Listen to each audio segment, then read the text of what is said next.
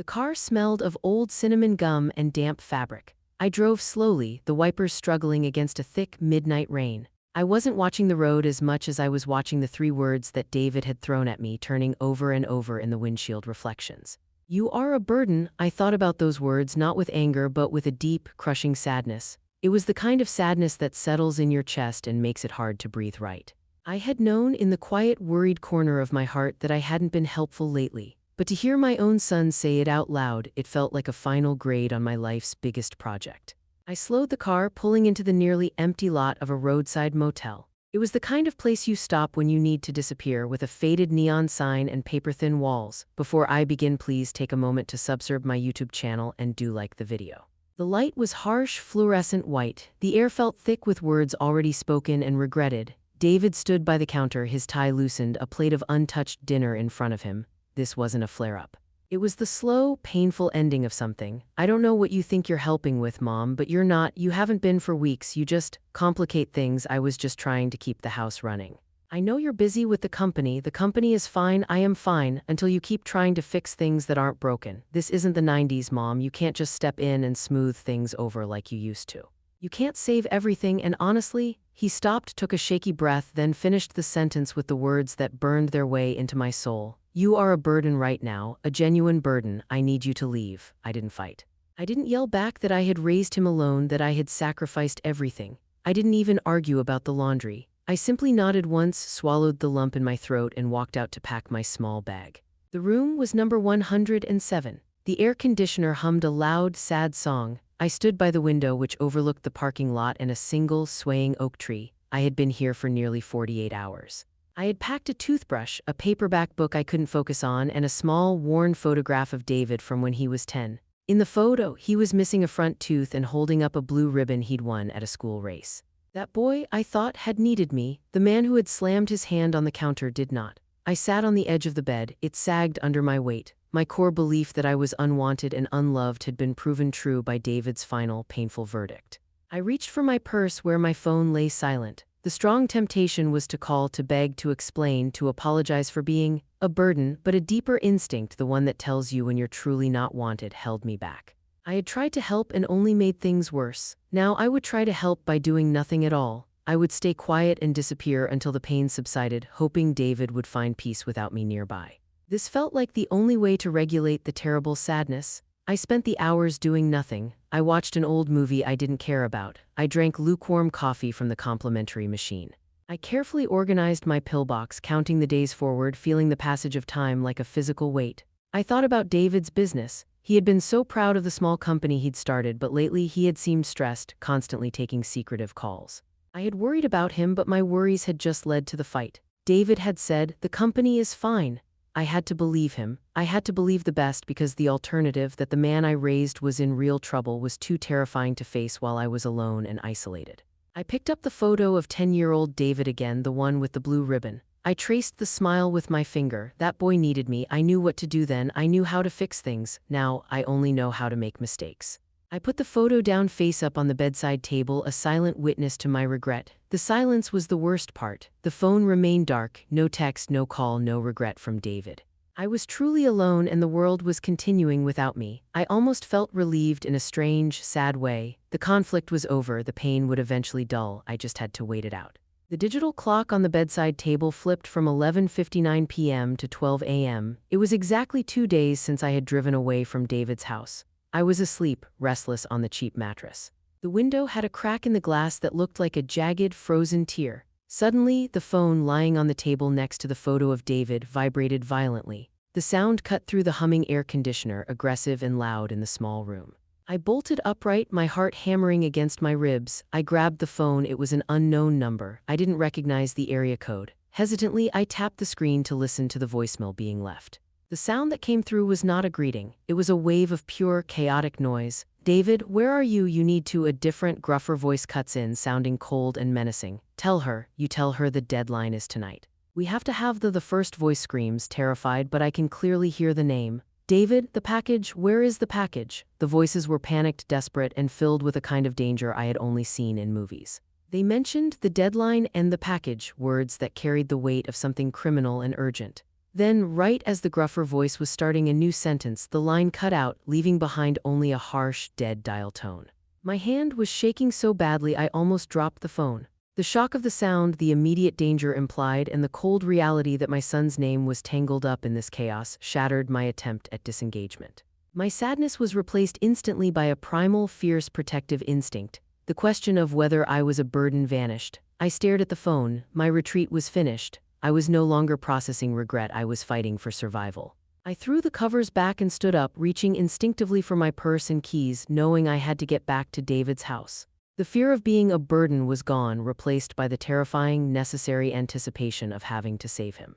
I didn't bother to turn on the light. I moved through the darkness of that cheap motel room like a ghost suddenly waking up. The terror for David had chased away the tired, heavy ache in my bones. His name, screamed and broken, was the only thing I could hear. Burden, that word didn't mean anything anymore. It was just noise. Danger, that meant everything. I snatched the key card off the table. I grabbed my purse. I didn't look back at the saggy bed or the photo of 10-year-old David. That version of David was safe in the past. The real one, the grown man who had hurt me with his words, was now lost in a chaos I didn't understand. But lost or not, hurt or not, he was still mine. The deep sadness I felt 2 days ago was gone. It had been replaced by a cold, protective rage. I fumbled with the deadbolt. The metal latch was stiff and old. Come on, I whispered, my voice rough. I finally threw the door open, hitting the parking lot air, which was thick and damp. The motel sign buzzed, spitting sparks of pale neon into the thin rain. I didn't waste a second. Checking out felt ridiculous. I jumped into the car. The key slipped once in the ignition and I cursed under my breath. Not now. Don't quit on me right now, you stubborn old thing. The engine finally caught with a cough and a roar. I pulled out of the lot too fast, tires spinning and spitting gravel onto the empty pavement. I was driving back toward the city I had fled just 48 hours earlier. I thought about the voice on that terrible message. It sounded young, it sounded terrified, it talked about the package and a deadline.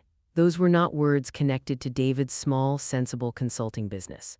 Those were words from a bad, frightening movie, but they were real. They were happening to my son. I gripped the wheel until my knuckles went white. I had to be smart. I had to be fast. I could not panic. Panic was useless. I told myself I was a burden. I told myself I should leave him alone. That was the huge mistake. I should have stayed. I should have seen this trouble coming. But I'll make it right now. I have to. He needs his mother, whether he thinks he does or not. I was on the highway now. The city lights were a pale, sickly yellow smudge in the dark distance. The isolation had ended. My new journey, the one driven by the hope for a good outcome, saving my child, had begun in a terrible rush. I felt an energy I hadn't realized I still possessed. It was the adrenaline of a mother running toward the fire. My phone buzzed again, resting in the cup holder. I glanced down. It was the same unknown number. I pressed the speaker button, not taking my eyes off the road. Hello, who is this? The voice on the other end was high, thin, and shaking uncontrollably. It belonged to a young man named Peter. Mrs. Hayes, is this David's mother? Yes, I am. Who are you? What is happening to David? Tell me right this minute. They're going to kill him. They're going to stop. Just stop. Take a breath, son. Tell me your name. My name is Peter. I work for David. I was supposed to take care of the last thing, the thing he had, but I couldn't. They took it. And now they took him. I vaguely remembered a nervous young man David hired recently. This was a consequence of David's secret, flawed life finally coming to the surface. Who took him? Who are they? And what is the thing? They are bad people, Mrs. Hayes, really bad, organized, not police, not bank people. They're the ones who bankrolled the whole terrible thing. The scheme David was running, the scheme, not David's sensible business. A scheme. This was the first cold, hard fact about the crime threat. It was bigger than debt. It was organized. It was criminal. What kind of scheme? David runs a marketing company, Peter. He laughed, a hysterical, dry sound that made me shiver. No, Mrs. Hayes, not for 6 months now. He was working for a private fund, a dark fund. They needed people with good local names, people who looked normal, to sign off on things. He was moving money, dirty money. They promised him enough to pay off his crushing old debts. He needed that money desperately. I felt a wave of cold sickness. David had lied. He had involved himself in something criminal and vast. This confirmed my son's serious non-victim flaws. Where are you now? Are you safe? I'm in a diner, way out on the old state road. I'm terrified to go home. They came to David's house already. They ripped the place apart looking for something. They're looking for the financial key. He kept all the codes, all the proof, somewhere safe. They need it to finish the transfer and disappear. The deadline is tonight. Listen to me, Peter. You can't go to the police yet. You have to tell me where we can meet. Somewhere quiet. I need the full story and I need it right now. Peter hesitated. The phone line was silent except for his ragged breathing and the sound of my car engine roaring down the empty lanes. The rest stop on the highway. Exit 47. The far end of the parking lot near the garbage bins. 5 minutes, please hurry, I'll wait. But if I see anyone at all who looks official or big, I'm running and I'm not stopping. I'm 5 minutes away from that exit. I promise. Stay put, Peter. And Peter, don't hang up. Keep the line open. Just put the phone in your pocket. I need to know you're there. I hung up my speakerphone and pressed the gas pedal harder, the engine screaming slightly in protest. The highway signs rushed by. Exit 47. I was driving too fast, but the thought of going slowly, of wasting even a minute, was a terrible, suffocating thought. The rest stop was poorly lit. Just a small, tired building closed up for the night and a vast, empty lot for truckers who weren't there. I spotted Peter immediately. He was huddled beneath a sickly-looking fluorescent lamp, pacing back and forth in a frantic circle, clutching a small paper bag to his chest. He was so young, maybe 25, wearing a thin, threadbare jacket that offered no comfort. I pulled up far away from the light, positioning my car so I could see everything and leave quickly. I got out fast, my eyes scanning the shadows and the distant highway lights. The fear felt like a tangible thing, heavy and cold in the humid air. Peter. He flinched violently at the sound of my voice. He looked gaunt and terrified. His eyes were red from crying or lack of sleep. Mrs. Hayes, they know about David's backup plan. They know he hid the codes. I tried to tell them I didn't know where. They hurt the security guard at their office.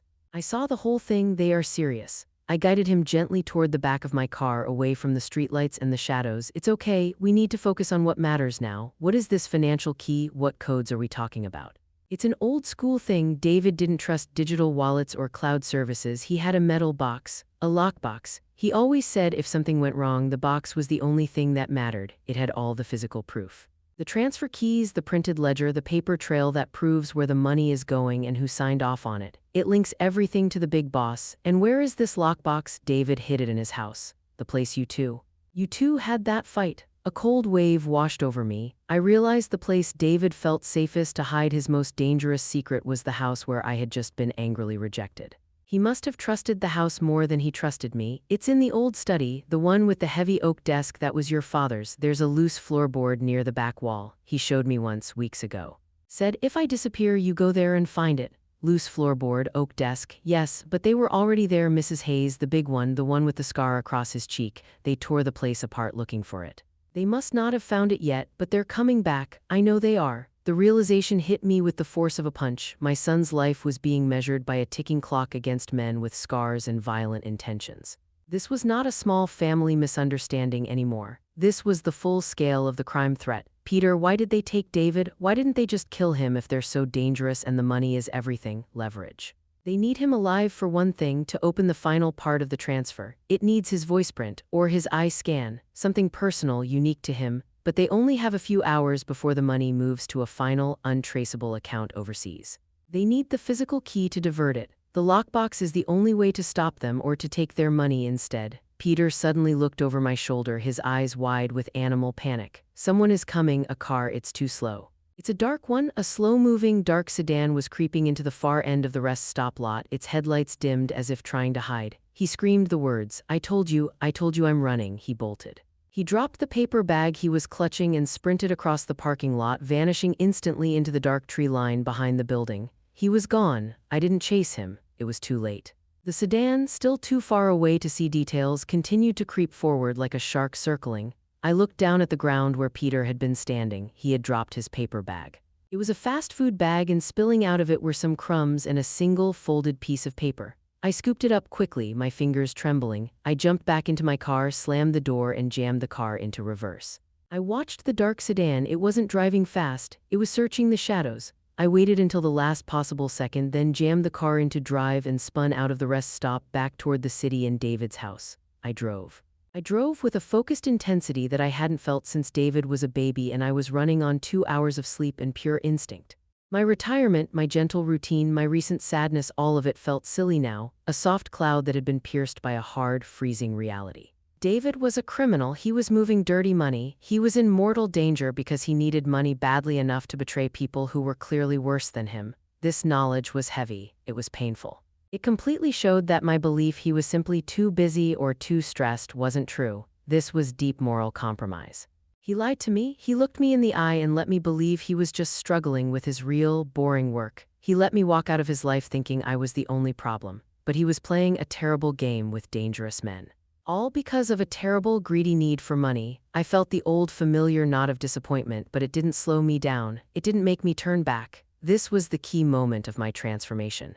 My unconditional love had to override my moral judgment. He was still my son. He was still in danger. I don't care what he did now. I don't care how bad it is. I will get that box. I will fix this mess for him. I am his mother and I am all he has left. I looked down at the piece of paper Peter had dropped. It wasn't a note. It was a receipt. A faded, crumpled receipt from a hardware store downtown. The date was weeks ago, before the fight. The item listed was simple: a small, specialized metal latch and a padlock. He bought the parts for the lockbox. He was already planning his desperate escape before he even kicked me out of his house. He was so terrified he had to push away the one person who cared just to protect his secret. The pain of the argument suddenly felt less about me and more about his fear. It was a small but vital shift in my perspective. I folded the receipt and tucked it deep into my pocket, focusing again on the road ahead. The house. I had to get to the house. I pulled into David's familiar leafy neighborhood. I cut the engine a block away and walked the rest of the distance.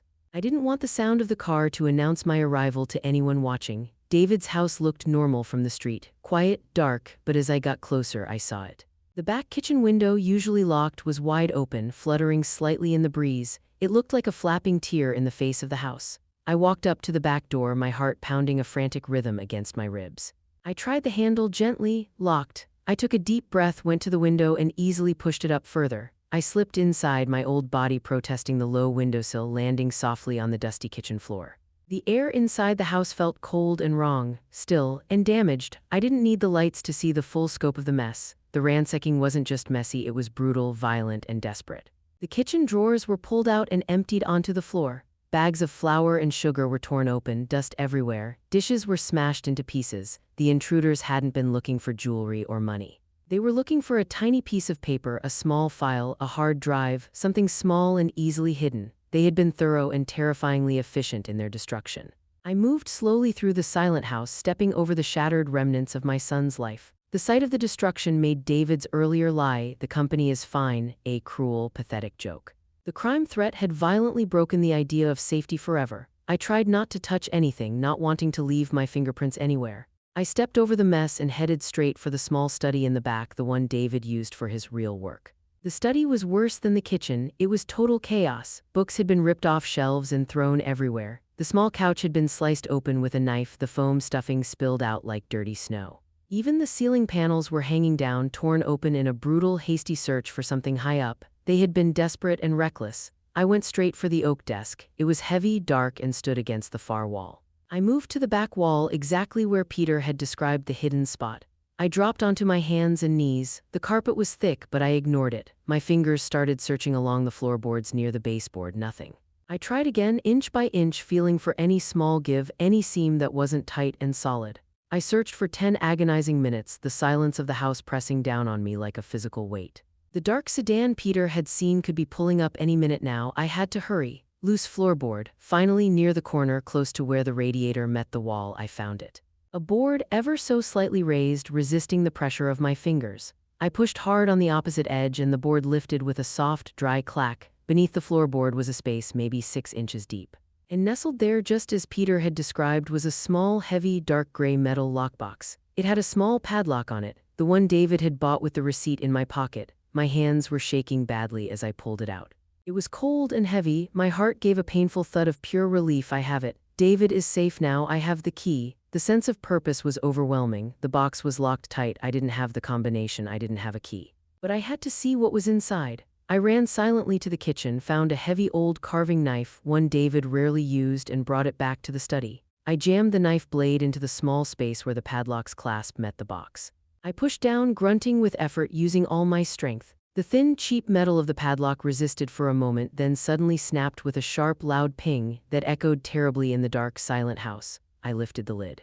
I pulled the box to my lap and looked inside. The first thing I saw was a thick stack of paper, not cash, just paper. I picked up the top sheet. It was a complex, dense financial ledger, handwritten and full of strange codes, dates, and account numbers.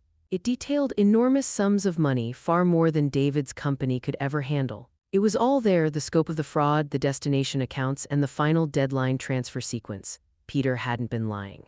David was in deep, terrible trouble. This proof meant David could be saved, but it also meant he was ruined. I quickly riffled through the rest of the papers. Transfer receipts, non-disclosure agreements, and finally, a crumpled sheet with a list of intimidating names and phone numbers, the bad, organized group. The dangerous people who were looking for my son. I swallowed hard, realizing I was now holding a piece of paper that could easily get me killed. I started to put the ledger and papers into my own purse, needing to protect them immediately. I was moving fast, my focus razor sharp. Save the proof, save David. But as I cleared the bottom of the lockbox, my fingers brushed against something else, something thin, brittle, and different. It was tucked right underneath the criminal evidence.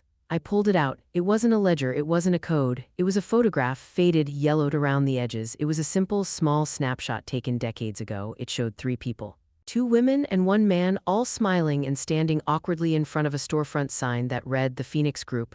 I knew one of the women instantly. It was me. A much younger me, maybe 45, smiling with a confidence I hadn't felt in years, wearing an awful patterned jacket. But the 2 people standing next to me, the woman with the sharp haircut and the man with the nervous grin, I didn't know them now. I hadn't thought about that day, that period of my life in 20 long years. It was a life I had boxed up and put away, and then I looked closer.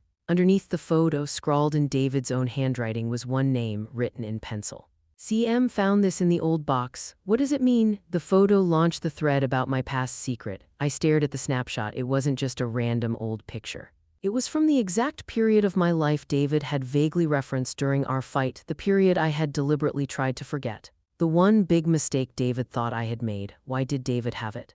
Why did he hide it with the criminal evidence? I traced the face of the unknown woman. The woman who stood next to me in the photo looked strangely familiar, yet completely unknown. A ghost from my own dangerous past, suddenly resurrected. The sound of car tires crunching gravel outside broke the spell. The sudden noise was like a gunshot. I froze. Someone had pulled up to the house. It wasn't a police car. The engine sound was too heavy, too low. It was large, slow, like the dark sedan at the rest stop. I couldn't stay. I couldn't put the box back now. I was holding the full crime threat, the ledger and the codes, and the first tiny, terrifying piece of my past secret. The picture that David had been trying to understand. I quickly slid the ledger and the photo into my purse, stuffing them down to the bottom. I jammed the broken lockbox back under the floorboard, pushing the loose board back into place as quietly as I could. I needed to get out now. I crept to the window, peering out between the hanging, torn blinds. I saw the silhouette of a massive figure getting out of the car. He was huge, slow-moving but purposeful. It was the big one Peter had mentioned, the man with the scar. As he walked toward the house, he pulled something small from his pocket and pressed a button. A low, electronic beep sounded outside, followed by the terrible, loud sound of David's automated security system, amplified in the still night. Warning, back door unsecured. I realized the kitchen window I had used to enter, the one still open, was now a glaring security alarm announcing my presence. The man was coming straight for me. I was trapped, holding the evidence of my son's ruin and the first clue to my own secret past. I had maybe 10 seconds before he reached the door. Beep, warning, back door unsecured. The voice of the security system was loud, too loud. It seemed to scream my location to the whole quiet neighborhood. I was in the back of the house in the study, and the man, the big one, the one with the scar, was walking toward the open kitchen window. He knew I was inside now. I didn't think, I just moved. I jammed the loose floorboard back down, pressing it tight with my heel. I gripped my purse where the ledger and the terrible photograph were hidden. The kitchen was the fast way out, but it was also the way he was coming in. I had to create distance. I had maybe 10 seconds before he crossed the yard. I ran low, crouched below the level of the windows toward the living room. The carpet was ripped up in strips. The ransacking had been a gift in a weird way. It meant there were places to hide, but it also meant noise. Don't trip, don't fall. I reached the doorway to the living room. Just as I did, I heard the grunt of effort from the kitchen. The man was coming through the window, pushing the glass up higher. He was inside the house. I froze for a breath. The living room was dark, but I knew the layout. The front door was on the far wall. It had a chain lock, a deadbolt, and a heavy brass handle. It was the safest way out, but it was 3 times as far. I heard the sound of the man's heavy boots hitting the kitchen floor. Thud, thud. He wasn't running. He was moving with slow, terrifying confidence. He knew I was a woman near 70, not a threat. He was just walking to collect me. I moved into the living room, keeping to the shadows near the walls. I stepped over overturned chairs. I kept thinking about the look on Peter's face, pure animal terror. These people didn't negotiate. I reached the front door. My hand slipped on the cold brass handle. Quiet, Eleanor, quiet. I turned the handle slowly. Click. Then the deadbolt. Click. The chain. My fingers were shaking so badly I couldn't align the small metal slide. I tried again. It was stuck. I took a deep, silent breath and yanked it hard. It came off with a loud KCH chunk of metal. It was too loud. From the kitchen, I heard the man stop. Silence. He had heard me. He knew exactly where I was now. I threw the door open and burst out onto the front porch. The night air was clean, damp, and cold on my face. I didn't look back. I didn't run to my car. I knew he would be checking the street for my car. I ran the opposite way, down the walkway and into the neighbor's dense, dark hedge line. I dropped to my stomach behind a thick evergreen bush. I pressed myself flat into the wet mulch. Seconds later, David's front door crashed open. I heard the man's heavy, irritated voice. "Damn it, gone." He sounded angry but not panicked, like a hunter whose prey had momentarily slipped away. He was methodical. I heard him cross the lawn, walking slowly. He didn't search the hedge line. He went straight to the curb, checking the street in both directions. Then I heard him walk past the hedge toward where my car was parked a block away. I waited. I waited until I heard the distant, low rumble of a heavy car engine starting up and pulling away. Only then did I let myself breathe. My heart was trying to punch its way out of my ribs. I was safe. But I was stuck in a wet bush and I was holding my son's total ruin in my purse. I finally crawled out of the hedge. My clothes were damp and covered in dirt and dead leaves. I looked like a homeless woman who'd been sleeping in the park. I walked quickly, staying close to the houses until I reached my car. I got in, locked the doors immediately, and sat for a minute, catching my breath. The lockbox evidence felt like a lead weight in my purse. I knew I couldn't keep the ledger with me. They were looking for it. If they caught me with it, it was over. I couldn't risk the police finding it either because that would mean David was instantly charged with serious crimes. I had to secure it. I drove out of the neighborhood and headed toward a part of the city I rarely visited, the old warehouse district down by the river. It was empty, dark, and full of forgotten corners. I pulled into a dark, dead-end alleyway behind an old, abandoned factory. I took the ledger out of my purse. The paper felt brittle and dangerous. I had to destroy the original, but I couldn't destroy the information.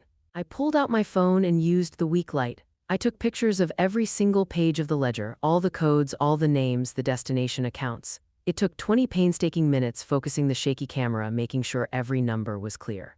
This was my leverage. This was the key to the crime threat, now digital and hidden. When I was done, I took the ledger and the list of names. I found a dumpster behind the factory. It was full of construction debris and mud. I ripped the papers into tiny strips, the thin financial paper tearing easily, and scattered the pieces deep inside the dumpster, covering them with old plaster and wet sawdust. No one would ever find it. The physical evidence was gone. Now, only I had the key to David's crisis. I just destroyed the only paper trail linking David to the money. I just legally committed a crime, but I saved him from the immediate handcuffs. I bought him time. I bought myself time. Now I had to find a way to make this work. I sat in the car feeling exhausted but also oddly empowered. I had faced the scary man and escaped. I had destroyed the evidence. The fear of being a burden had turned into the necessity of being a criminal protector. My first thought was to find someone safe, someone who understood the law. I pulled out my phone. I scrolled past David's contact.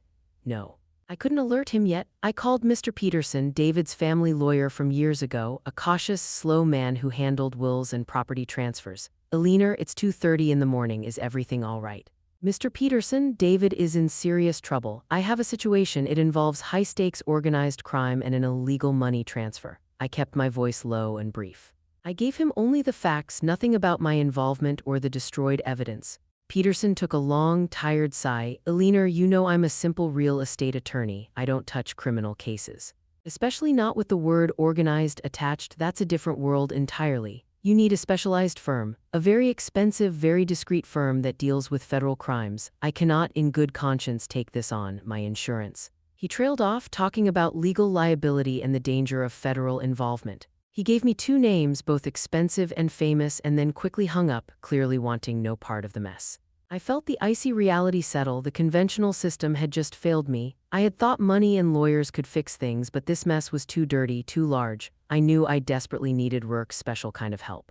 I needed a street-smart connection, not a corporate lawyer. Next, I called an old friend, a woman named Carol who worked for the city council. A woman who knew everyone and had a sharp sense of self-preservation.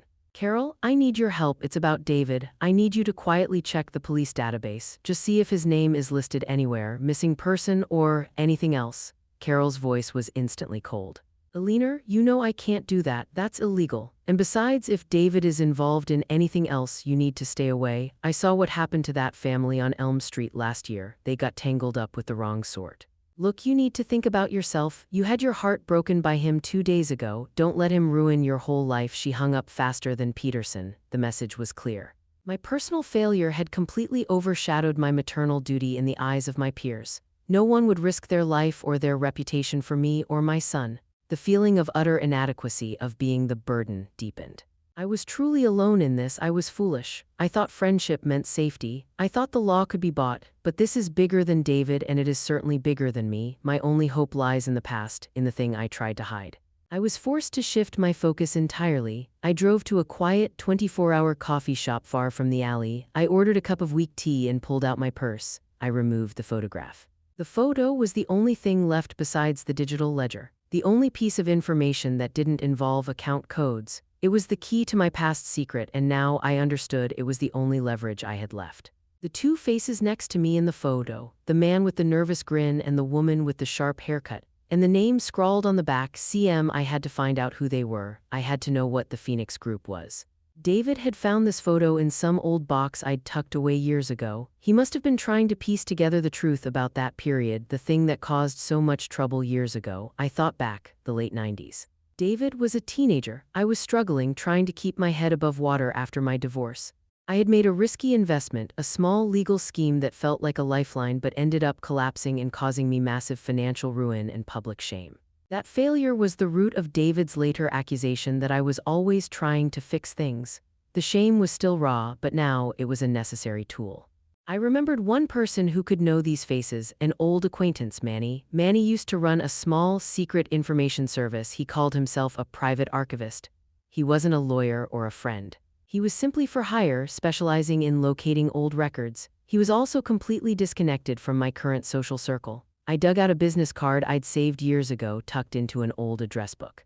It felt like holding a map to a different life. I dialed the number. Manny, it's Eleanor Hayes. It's been a long time, Eleanor. Wow, I thought you'd moved to Florida years ago. You sound troubled. I need a ghost. A file search. Late 90s, a failed investment company called the Phoenix Group. I need the names of the principals, the people listed in the articles of incorporation. I need to know everything about the man and woman in this photo. The name I remember is CM on the back of the picture, but I don't remember the full name. He whistles softly. That's heavy, Eleanor. Phoenix Group, that was a quiet, nasty little collapse. Lots of bad feelings. Took me years to clean up the records on that one for another client. It'll cost you and it will take time. This is old school digging. I don't have time, Manny. I have hours. David is involved in something that has roots in that old failure. I need the names. I need to know if they came back for revenge. I knew I was putting the idea of a personal vendetta into the universe, but I needed the truth now, regardless of the cost. The old secret was now the tool I had to use. Okay, I hear the panic in your voice. Send me a picture of the photo. Now, pay me half what I charge on the usual retainer and I'll call a few deep contacts.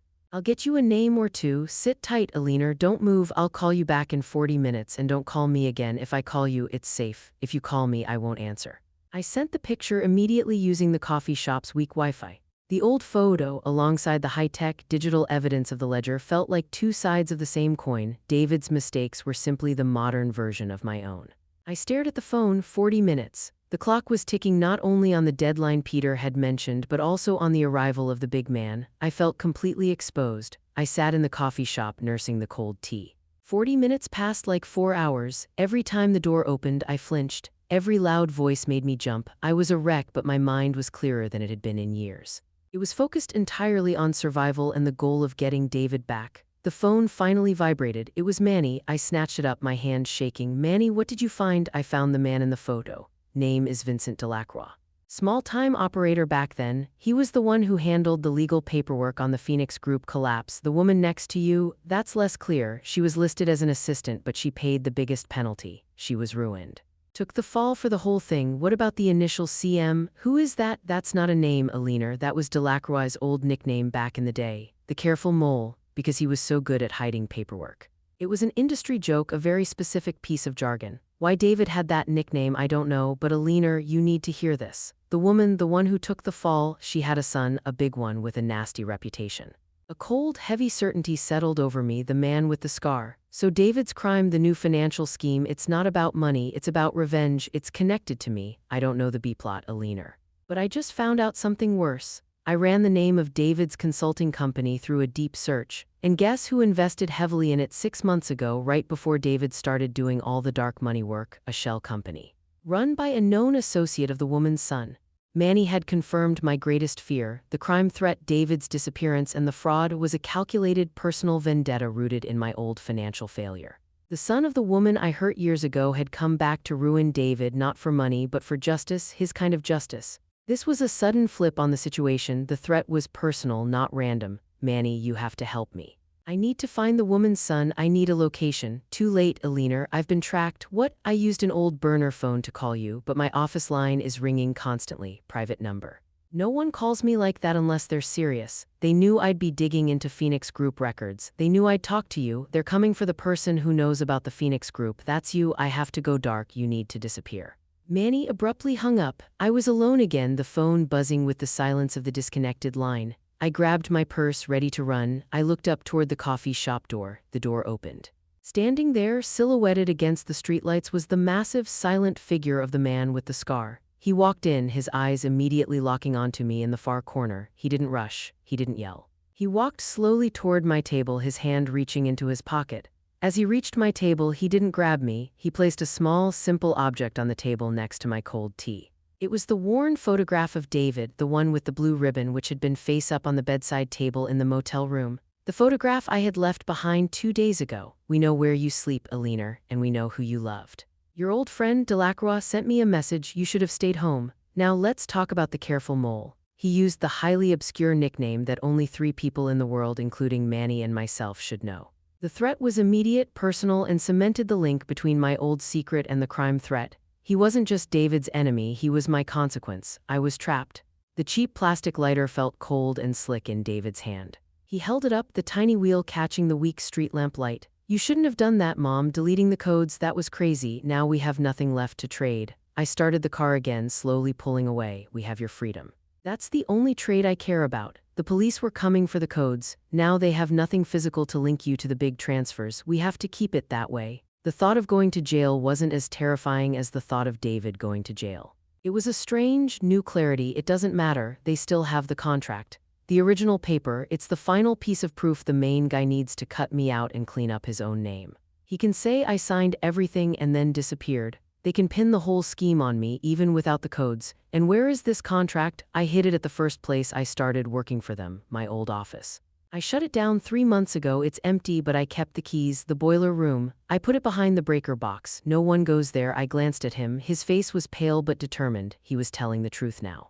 The sheer scale of his recklessness was overwhelming, but his willingness to finally confide in me felt like a fragile victory for our relationship. We have to go back to the docklands. The man with the scar knows that area. He'll be circling. And the police might be looking for my car now, thanks to your mastermind friend. We have to. The sun is coming up. The deadline is soon. If that contract is still there when they find it, everything you did, destroying the ledger, getting me out, it will all be for nothing. They'll ruin me legally. He was right. We had to take the risk. It was a terrible, simple, awful choice. Go back into danger or lose everything. Tell me the exact address of that old office. Slow and clear, David gave me the address. It was in the very heart of the industrial park, a larger building than the locksmith shop. We drove in silence for a few minutes. I was planning. I couldn't just walk in and burn paper. That would set off alarms or worse, get us caught by the big man waiting for us. David, tell me about the building security. It's old, just a single deadbolt and a keycard reader that doesn't work anymore. But the back alley door, the one to the service area, that lock is brand new. I put it on myself. It's a heavy-duty commercial lock. We can't pick it. We can't break it. My heart sank. I couldn't break a brand new commercial lock. I was resourceful, but I wasn't a criminal with a toolkit. My simple maternal protection was not enough here. I was old, tired, and unskilled. I had destroyed the evidence, but I couldn't open the door to destroy the last piece of proof. I had run out of clever ideas. I needed real help, professional help, someone who wasn't afraid of the word organized. We can't go back there yet. You said yourself that lock is too strong. We need someone who can get us inside without using a sledgehammer, someone quiet. Who, Mom? Who do you know that breaks into buildings for a living? We can't call a locksmith now, and the police are looking for you. David's despair was heavy. He was used to failure now. I wasn't. I don't know anyone who breaks in, but you know someone who knows everyone who catches people who break in. Who? Detective Rourke, your ex-wife's uncle. He retired from the force, but he spent 30 years running the organized crime division. He knows every back door, every loophole, and every dirty player in the city. He's exactly what we need." David looked terrified again, but for a different reason. "Work? No, absolutely not. He's clean, too clean. He cut off all contact with my ex-wife when he realized I was getting into deep debt and acting sketchy. He hates messes. He'll turn us over, Mom. He'll look at the destroyed codes and turn us over to save his own reputation." David's resistance confirmed Rourke's value. He was incorruptible and competent, the perfect resource but the hardest one to enlist. "We have no choice, David. Peterson won't help. Carol won't help. This is bigger than the local cops. This is revenge 20 years in the making. Only Rourke has the experience to understand what's happening and the contacts to help us get past that lock. I don't have his number. My ex took all those contacts. You told me you keep a separate file for all your old contacts, the ones you didn't want your wife to know about. You keep it on that old, broken laptop you store in the garage, the one that only runs if you hold the battery a certain way." David stared at me, astonished. "How did you?" "I clean your garage sometimes, David. I'm your mother. I see things. Now tell me the address of that garage. I need to get that computer." We drove across town to the old rental unit David used for storage. The lock was simple. I had the key. We found the old, dusty laptop exactly where he said it would be. Back in the car, I managed to get the laptop to start, holding the battery pack tight against the casing. The hard drive groaned. David watched me, silent and ashamed. His lies had left a trail of desperate secrets, but those secrets were now the only tools I had left. After a few tense minutes, I found the file. Rourke's private cell number and his secluded home address miles outside the city where he had retreated for his retirement. I didn't let David call. He was hysterical, and Rourke would instantly shut down a panic call.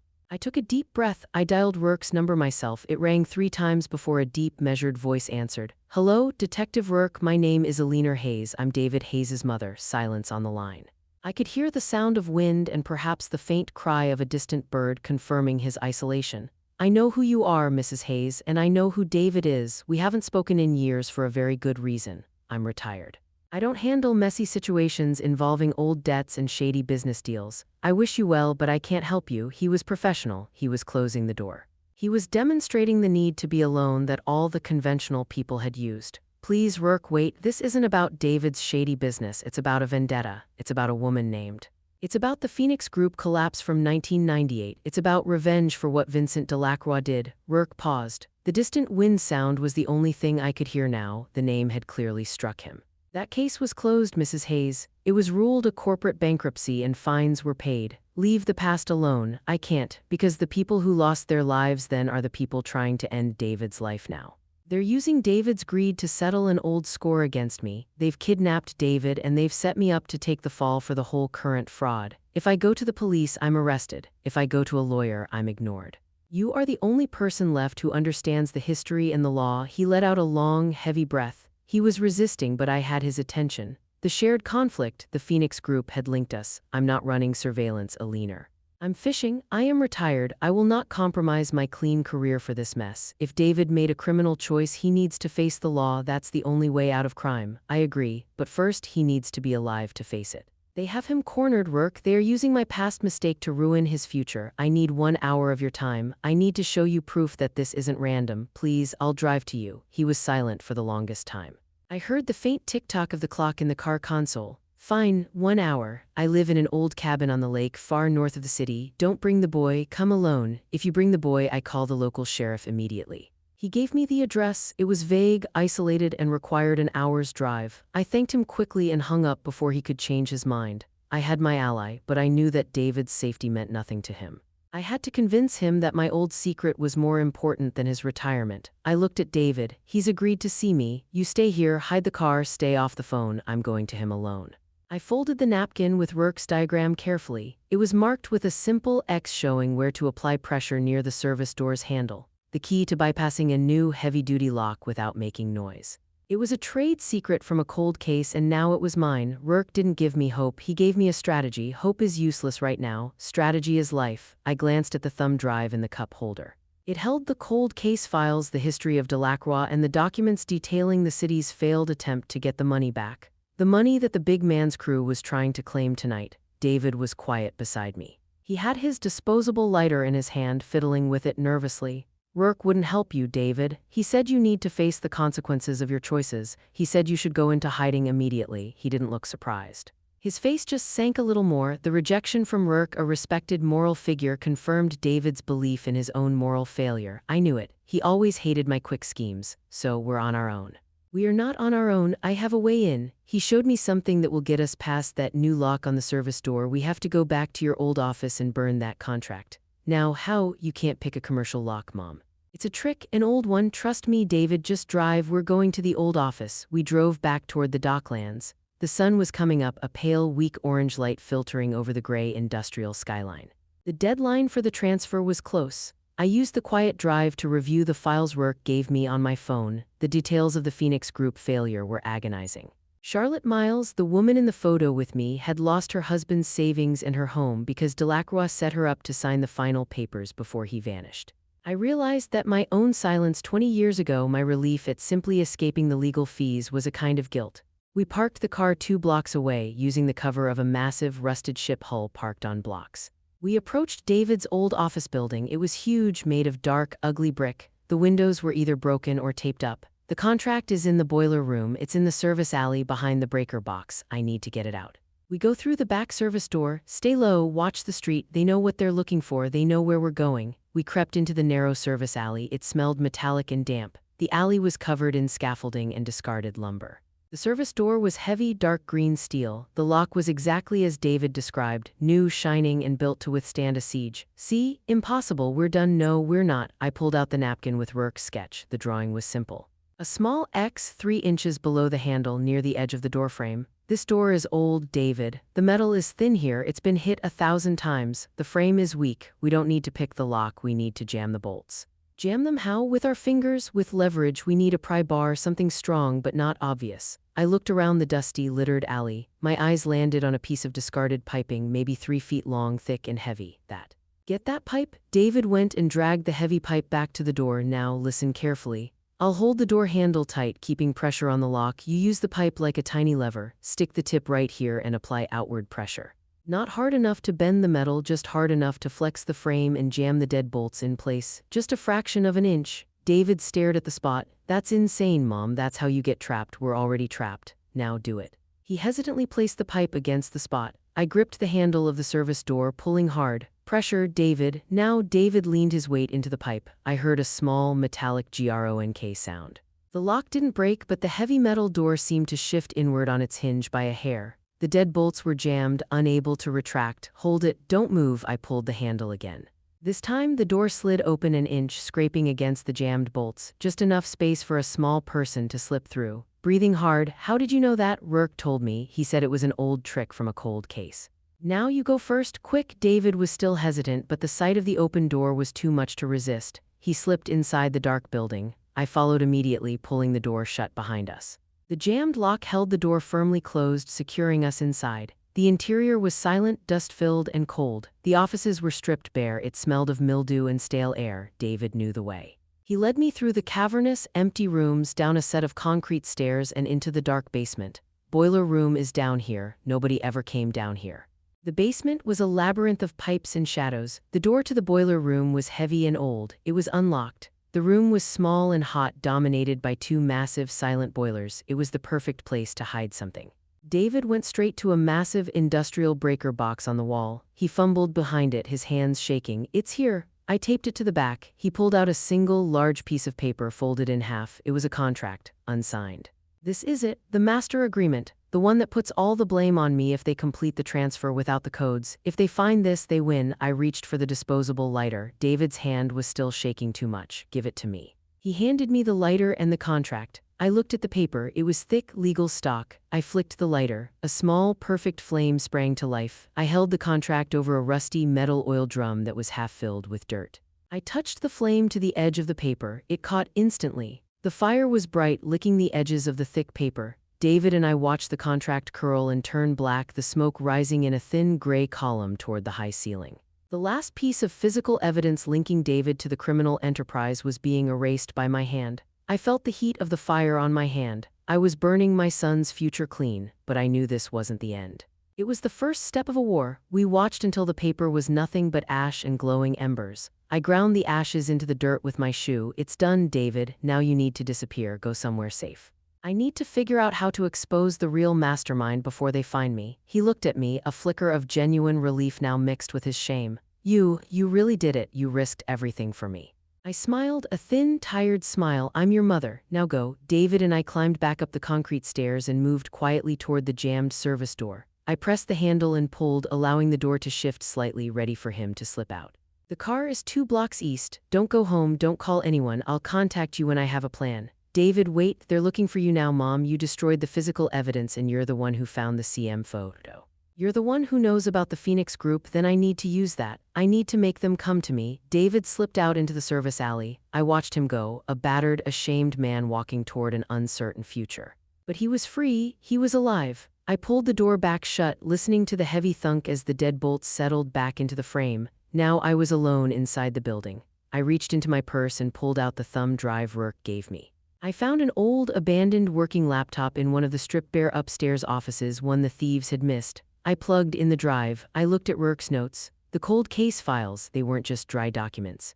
They were Rourke's observations on Delacroix's network. I was hunting through the past to save the present. I found a section titled Delacroix Associates Unresolved Network. The notes detailed a hidden layer of the Phoenix group that Rourke's team had never been able to touch. This hidden layer included a woman named Lillian Kroll. I cross-referenced the name with the blurred picture David had found.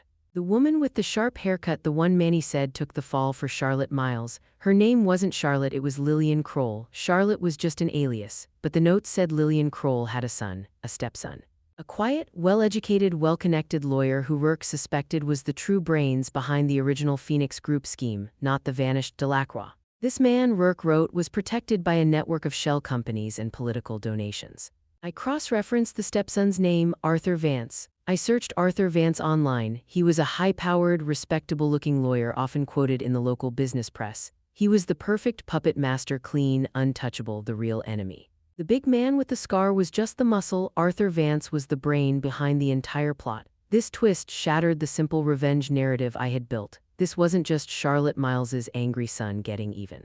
This was a professional criminal, Arthur Vance, reclaiming his family's lost fortune using his muscle, the big man, and David's debt. My belief that the people who wronged me are my greatest threat was shattered, replaced by the terrible truth that the person who appears to be my enemy is simply a pawn for the real criminal who is protected by the appearance of total respectability.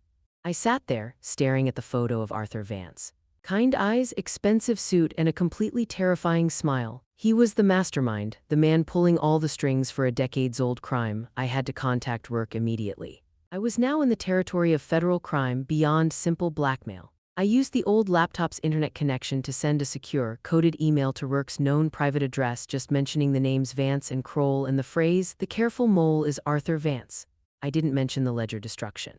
Just as I finished, the screen flashed a warning. A large, complex program had just started running in the background. It was a trace. They had found the laptop's IP address. They knew I was inside the building. I didn't panic. I slammed the lid shut. I grabbed the thumb drive. I heard the sound of a car braking hard outside, followed by voices, not the big man's slow, confident footsteps. These were fast, urgent, and professional.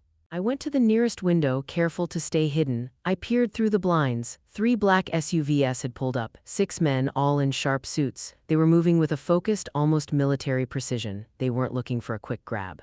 They were looking for a thorough sweep. And leading the group, giving sharp, quiet orders, was a small, pale man in an expensive suit, the man David and I had shoved the purse at back at the locksmith shop. He wasn't muscle. He was Vance's second-in-command, here to clean up the mess. I had triggered the alarm by using the abandoned laptop, revealing my location. I was trapped in the building. They were coming for me. I ran down the main corridor, heart hammering.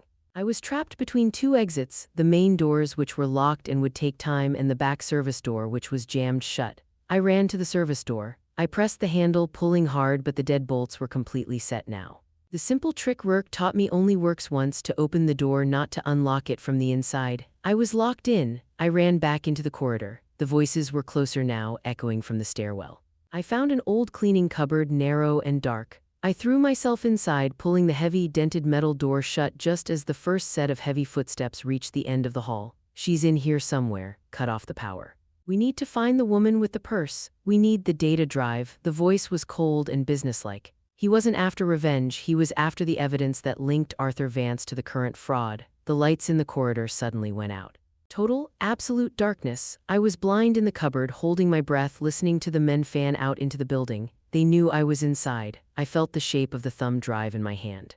I had the knowledge, but I was locked in a dark room with the real criminals closing in. I heard a sound right outside the cupboard door, not a boot. It was the scraping sound of a key being inserted into a lock. The second man had found the cupboard. I had nowhere to go. My only choice was to surrender the drive or fight. I gripped the drive tighter. Just as the lock started to turn, a terrible sound ripped through the building, a high-pitched metallic screech followed by the sound of glass shattering violently from the main office floor above. The men outside the cupboard froze. What the hell was that? It came from the front. Check the entrance. Now the men abandoned the cupboard immediately, their heavy footsteps pounding away, running back upstairs toward the sound of the crash. Someone had just created a diversion for me. Someone knew I was trapped in the boiler room corridor and desperately needed me to escape. But who? David was safe. Rourke was miles away. The interruption was catastrophic to Vance's plan, but I had no idea if it was an ally or a new, even worse enemy. The metal door of the cleaning cupboard was still vibrating from the loud crash upstairs. The darkness was absolute. I couldn't see my hand in front of my face. Screech, smash, the noise was pure, violent chaos. It sounded like a massive piece of machinery had been pushed through a plate glass window. What the hell was that? It came from the front. Check the entrance. Now I heard the rapid, heavy sound of the men running upstairs, away from me, away from the boiler room corridor. They were professionals, but a diversion like that was too big to ignore. It meant immediate jeopardy on the main floor. I held the thumb drive tight in my sweaty palm. Someone had just risked everything to save me, but who? I knew David was safe, tucked away in the car. Rourke was an hour's drive away. I quietly pushed the cupboard door open. The corridor was still pitch black. I could hear the faint, distant sounds of shouting and breaking things from the front of the building. My chance. I had to move now. I felt my way along the damp, cold concrete wall, moving in the direction the men had run. I needed the stairs. I needed to get to the front of the building to find the exit and maybe, just maybe, see who had helped me. I reached the bottom of the concrete stairwell. The air smelled of dust and ozone. I started climbing slowly, silently, praying the steps wouldn't creak under my old joints. When I reached the main office floor, I saw the destruction. The weak morning light filtering through the massive, shattered front windows showed the extent of the damage. A huge steel hand truck, the kind you use to move heavy boxes, was tipped over near the gaping hole where the window had been. Near the window frame, huddled against a filing cabinet, was a small, shaking figure, Peter, the nervous young assistant who had dropped the receipt at the rest stop. He had driven a small vehicle, maybe a delivery truck, and used the hand truck to smash the window, creating a loud, terrifying diversion. He hadn't been running away to save himself earlier. He had been running to get a tool to come back and help David. And me. He looked up and saw me. His eyes were wide with pure, exhausted panic. "Go, they're looking for a woman," I heard them. "I just wanted to buy you time. They're coming back down," as quietly as I could. "Thank you, Peter. You saved my life. Now you get out. Go hide. Don't look back." He nodded, scrambled to his feet, and slipped out through the shattered window frame, running into the chaos of the Docklands morning. I didn't waste a second. The front doors were locked tight, but the crash had pulled the frame away from the wall slightly. I used the old trick Rourke taught me, finding the weak spot and applying all my weight to the doorframe. The lock finally groaned and retracted. I was out. I ran, keeping my body low, moving away from the building, back toward where I had left David. Peter, the one person who had every reason to be selfish, who was utterly terrified, was the one who came back for me. He was the purest act of goodness I had seen in days. It reminded me that even out of David's terrible choices, something good could still survive. I found the car exactly where I left it. David was inside, hunched over, clutching the empty lighter. He jumped when I opened the door. "Mom, what was that crash?" I heard sirens in the distance. Tossing the thumb drive into the console, it was Peter. He made a diversion for me. "He saved my life, David." David just stared out the window, his lips pressed into a thin, miserable line. He didn't look grateful. He looked more ashamed than before. Peter had acted out of loyalty for him, but David knew he hadn't deserved it. I drove out of the Docklands quickly, heading for a residential neighborhood far away. "Listen to me. The immediate danger is Vance's men, not the police. And I know who the mastermind is. It's not the big man." I told him everything Rourke had revealed. I told him about the past secret deepening. Charlotte Miles was actually Lillian Kroll, and the real enemy wasn't her simple, angry son, but her brilliant, untouchable stepson, Arthur Vance. I continued, "Arthur Vance is using this whole fraud to retroactively clear his mother's name and claim the lost money from the Phoenix Group collapse. He's a lawyer. He needed you, David, to sign off so the legal path was clean. It was never about you, David. You were just the last signature on a 20-year-old revenge plot." David buried his face in his hands. "God, Mom, I knew I was in deep, but I didn't know I was a tool." An old shovel they dug up for revenge. I thought I was a player. I thought I was making a fortune. I sold my soul for a lie. His shame was raw and total. This confirmed the terrible, true consequence of David's moral failure was only valuable to his enemies as a means of settling my old debt. And you knew I was compromised and you still destroyed the evidence for me. You destroyed the only thing that could send me to jail. You became a criminal for me, Mom. I pulled the car over, stopping under the deep shade of a huge, flowering magnolia tree. I turned off the engine. The morning was growing bright. What do you mean we can't? This is the only way out, David. We have to show the police that Vance is the mastermind. This drive is the proof. The drive is too dangerous. If Rourke's notes are on there, it proves you were involved with the Phoenix Group 20 years ago. And it proves I was willingly participating in a massive fraud for money. No one will believe the revenge story. They'll just believe the evidence they already have. The local police already have a tip about an older woman destroying evidence at my house. That older woman is you. David's voice was rising. He was agitated, pacing the small space of the car with nervous energy. You are trying to fix this, Mom. You're trying to prove you're competent and right.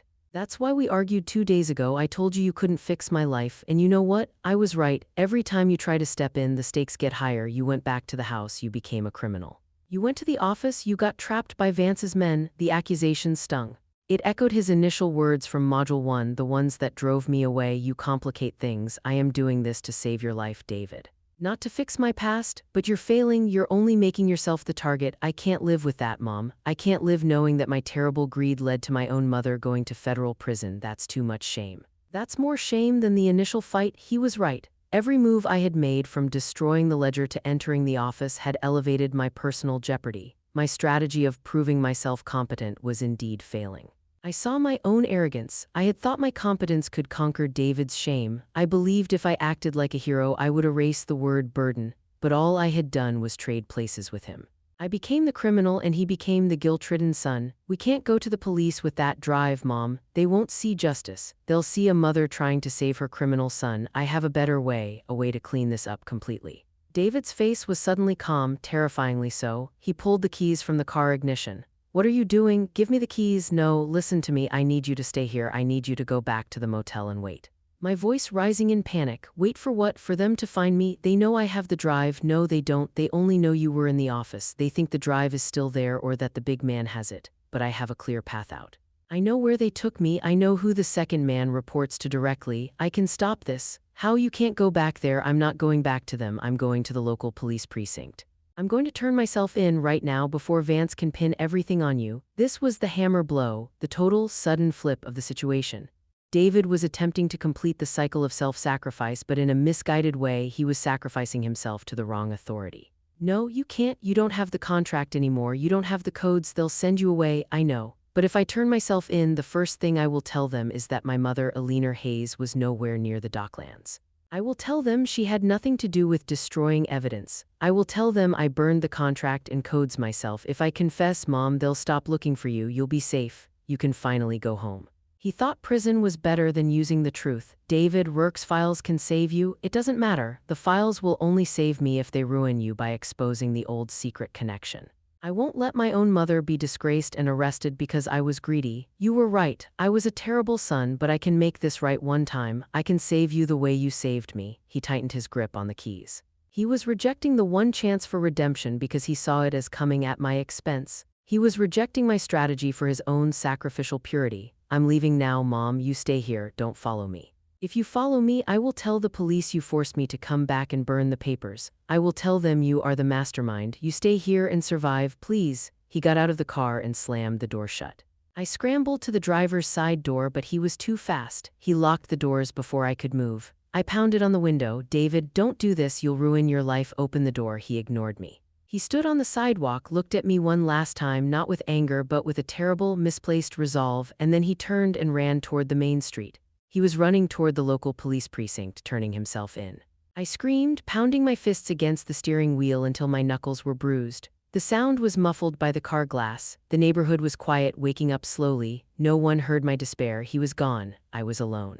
I had destroyed the physical evidence. I was holding the key to the conspiracy, and my son was gone, having abandoned me in a desperate, final act of misguided love. This was the lowest point, the true dark night of the soul. I had failed completely. My belief that saving my son means proving myself competent and right was destroyed. My competence, my ability to plan, to break into buildings, to destroy evidence had only served to increase the stakes and force David's self-destructive sacrifice. I was paralyzed, I was stranded, I had nothing left to do. I sat there staring at the empty street where David had vanished. I thought about the words, "You should have stayed home." And then I thought about the photo, me smiling next to Lillian Kroll, the woman who took the fall. My silence 20 years ago, my shame, I couldn't just keep being the fixer. I couldn't just keep acting like the hero. The reason David was sacrificing himself was because I was still hiding the true 20-year-old failure that Vance was exploiting. The only way to save David wasn't through clever tactics but through total honesty about my past. I had to face my own historical flaws and inadequacy. I gripped the thumb drive. It wasn't just evidence of Vance's guilt. It was proof of my long-suppressed connection to the Phoenix Group. I had to use the drive, but not to save David from prison. I had to use the drive to expose the truth about my part in the old secret, to show Vance that I was no longer afraid of my own history. Only then could David truly be free of the shame that was driving him to self-sacrifice. I managed to reach the window lock on the passenger side and pry it open slightly enough to reach the central lock button. The doors clicked open. I got out of the car. I was shaking from fatigue and terror, but my direction was clear. I wouldn't go to the police, not yet. I needed help that understood this level of conspiracy. I pulled out my phone. I scrolled back to Rourke's contact information. He was the only one who understood the depth of the old secret. He was the only one who could guide me through this mess. I had tried to clean up David's mess. Now I had to clean up mine. And I needed a professional to help me do it. I started walking away from the car, ignoring the car keys David had taken. I was going to call Rourke and confess the whole truth, the lies, the shame, and the full extent of my involvement in the Phoenix Group debacle that Vance was exploiting. As I walked, I heard a car horn beep lightly behind me. I turned around. Parked down the street facing the direction David had run was a plain, unmarked sedan, and sitting in the passenger seat was the man with the scar, the big man. He hadn't been defeated at the office. He had been watching, and he knew exactly which direction David had gone. He wasn't looking for me anymore. He was following David, and he was getting closer to the precinct than David was. I realized that David wasn't just sacrificing himself to the police. He was walking directly into Vance's final, silent trap. I started walking away from the car, ignoring the car keys David had taken. I was going to call Rourke and confess the whole truth, the lies, the shame, and the full extent of my involvement in the Phoenix Group debacle that Vance was exploiting. As I walked, I heard a car horn beep lightly behind me. I turned around. Parked down the street facing the direction David had run was a plain, unmarked sedan, and sitting in the passenger seat was the man with the scar, the big man. He hadn't been defeated at the office. He had been watching. And he knew exactly which direction David had gone. He wasn't looking for me anymore. He was following David, and he was getting closer to the precinct than David was. I realized that David wasn't just sacrificing himself to the police. He was walking directly into Vance's final, silent trap. Rourke began reading the long string of alphanumeric codes over the phone. "Okay, Eleanor, you ready? This is an irreversible, documented action. The message has to be exact. It will be public knowledge within the hour. It will bring the full force of the FBI and the Federal Treasury down on anyone connected to the Phoenix Group. Including you. I'm ready. I have to do this. I have to accept the shame to free my son from his. Read it to me." I held my phone in one hand, ready to type the coded message.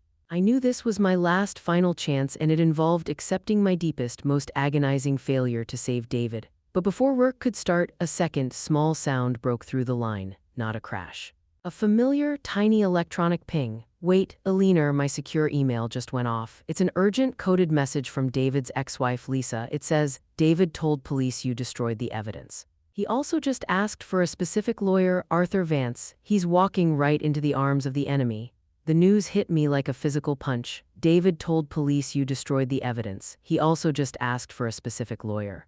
Arthur Vance? He's walking right into the arms of the enemy." David hadn't just sacrificed himself to the police, he had delivered himself neatly packaged to the mastermind. Vance was a lawyer. He would enter the precinct as David's counsel, secure David's silence, and use David's false confession to fully frame me, the older woman who destroyed evidence. This was the final, devastating play of the crime threat. "Rourke, listen. That message means Vance is already there. David thinks Vance is a clean lawyer. Vance will make David sign a confession that names me as the conspirator. He will. Vance will use David's self-loathing against him. We have maybe 15 minutes before Vance gets David in a room alone and has him sign away your life. We can't let that happen, but I can't go inside. David confessed to the police that I destroyed the evidence. I'll be arrested the second I walk through that door. I was trapped between two immediate threats, arrest and my son's self-destruction. Then you don't go through the front door, you have to go through the back, the service entrance. They will have a patrol car coming for you right now, Eleanor. You need to move. Now, grasping for the thread of hope, Rourke, tell me the coded message. The Phoenix Group trigger. If I send it, we expose Vance, right? Yes. It forces the FBI to investigate the 20-year-old old secret fraud. It brings down everything Vance is building. It's the only way to ruin him. But you have to send it, Eleanor, and you have to send it now. I needed a place to send the message safely. I couldn't do it standing on the street. I was too exposed. I need to find a way to get into a computer, Rourke. A clean one, no time, find a payphone. Use the payphone's voice dialer for the transfer. There's one across the street outside the diner. Go. I ran across the busy morning street, dodging traffic towards the old, battered payphone outside a small diner. I knew this was the point of no return. I reached the payphone, breathing hard, my body screaming in protest. I fumbled for a quarter and dropped it into the slot. The phone gave a familiar clang. I'm at the payphone, Rourke, tell me the code. Okay, listen carefully. This is an old wire transfer system. You need to use the voice dialer to transmit the codes. If you miss one number, it fails. The transfer account number is.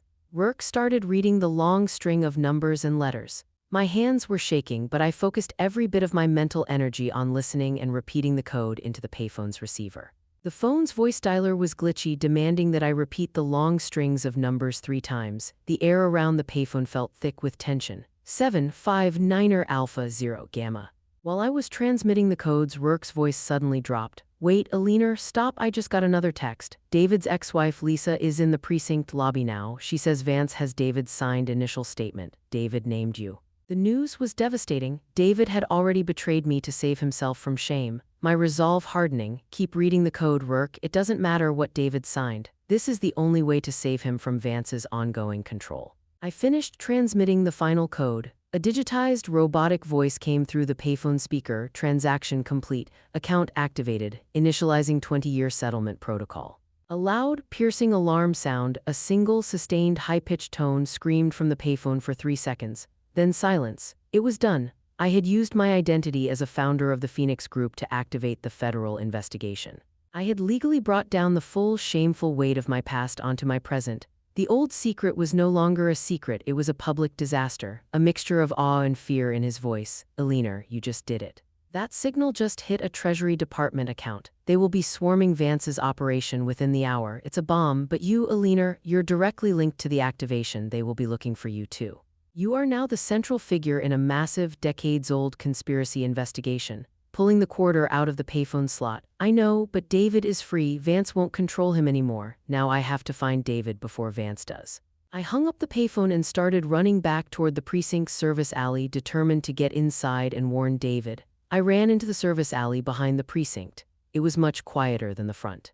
I found the delivery entrance and slipped inside, using a gap where a large dumpster was resting against the door. I was inside the lion's den. I moved quietly through the maze of filing rooms and storage closets. The air was sterile and smelled of old coffee. I was looking for the holding area, the interview rooms. I spotted a sign, interview rooms, attorneys only. I crept toward the sign. I heard 2 voices inside one of the rooms. One was David's, low and miserable. The other was sharp, educated, and filled with professional malice, Arthur Vance. I pressed my ear against the thick door, smooth, controlled voice. You've done well, David. Your mother's confession about destroying the evidence clears you completely. The police now have their suspect for obstruction, a reckless old woman trying to cover up your debts. Whispering, defeated, but I told them I was running the transfers. Minor details. We'll clean that up. We'll say you were coerced by your mother, who has a history of financial instability dating back to 1998. The Phoenix Group fiasco, she was already compromised, David. She was the weak link. Your father used her, and now my mother and I are using her. It's poetic justice. Vance was selling the revenge as a cleanup job. He was making David believe his actions were a tragic necessity, a sound of pure, terrible pain. The Phoenix Group, the picture, I knew she was involved. I knew she was the reason I felt so much pressure to succeed. I just never thought she would. She would destroy the evidence to save me. She made the final, crucial mistake. David, you just need to sign this one last document. It confirms that the evidence you found was destroyed at her instruction and that you have no knowledge of the final transfer protocols. This secures the money transfer and keeps you free. David was being forced to sign a complete lie, one that condemned me utterly but freed him from his own shame. His ultimate self-sacrifice, asking for Vance as his lawyer, had backfired completely. I knew I couldn't stop the pen. I had to reveal the truth about the old secret before he signed. I pulled out my phone and quickly found the photo of me, Lillian Kroll, and Delacroix, the original evidence. I slid the phone under the door, pressing the screen up against the small gap so the photo was visible on the floor inside the room. He needed to know the full truth of the past before he signed away the future. I knocked sharply on the door, then immediately stepped back against the wall, hiding in the shadows. The door opened. Arthur Vance stood there, impeccably dressed, his face a mask of polite annoyance. Who? He saw the phone lying on the floor, screen up, showing the faded photo of the three young people smiling in front of the Phoenix Group sign. David and Lillian Kroll were clearly visible. Vance's smooth composure vanished. His face went white. Where did you get that? He stepped out, scanning the empty corridor. David, sitting inside, saw the photo too. He reached for it, pulling the phone in through the gap. He stared at the picture of his young mother and the woman who ruined her family. Mom, I stepped out of the shadows, confronting Vance directly. My voice was low and clear, a mother's voice. I got it from the lockbox, Arthur, the one your muscle couldn't find. And I know you're not Lillian Kroll's biological son. You're her stepson, Arthur Vance. And you're using this entire fraud to pay off the massive government fine levied against your father years ago, claiming the money he lost in the Phoenix Group collapse. Vance was stunned. The revelation of the specific detail, his stepson's status, the specific nature of the original fine, was the one thing he couldn't afford to be known. It was Rourke's deepest secret knowledge from the cold case files. He hissed the words.